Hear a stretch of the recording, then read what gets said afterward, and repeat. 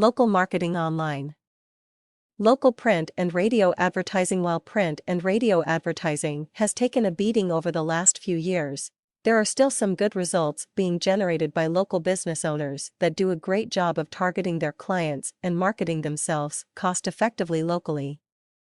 Signage continues to offer one of the best values for local advertising. Unfortunately, you can't rely on every prospective client driving by and seeing your sign. The most important ingredient to a successful print and radio advertising campaign is repetition and consequently a reasonably large advertising budget.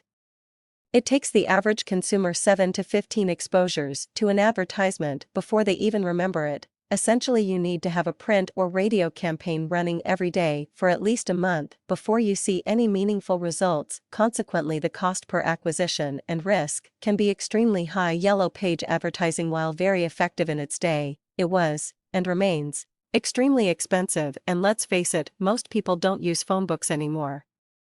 As much as they claim to offer an online package that drives clicks to your website, strangely they actually generate those clicks through Google AdWords, with 80% of the revenue going directly to Google and further funding their crippling monopoly.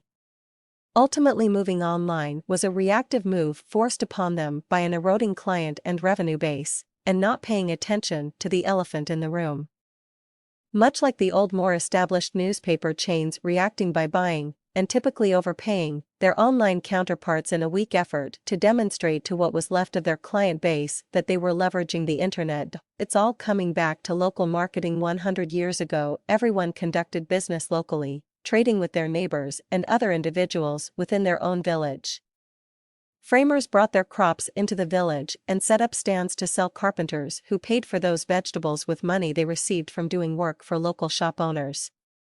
The world directly outside their doorstep was all they knew and needed. Then big business came along and taught everyone that would listen that the only way to compete in the global village was to think global, and consequently huge conglomerates ruled the day. And then in the mid to late 90s along came the internet and stripped away the miles that often created barriers to global commerce and trade. Now, after 12 years of sustained growth, the World Wide Web is actually returning to its roots. Small is the new big. Local ad spend is the fastest growing stream within internet marketing. It is expected to increase by 18% in 2011 and will represent 25% of entire ad spend by 2015. The new global village is your own village, and many businesses realize that working around the corner, where coincidentally most of the money is still spent, is just as good if not better than working around the world.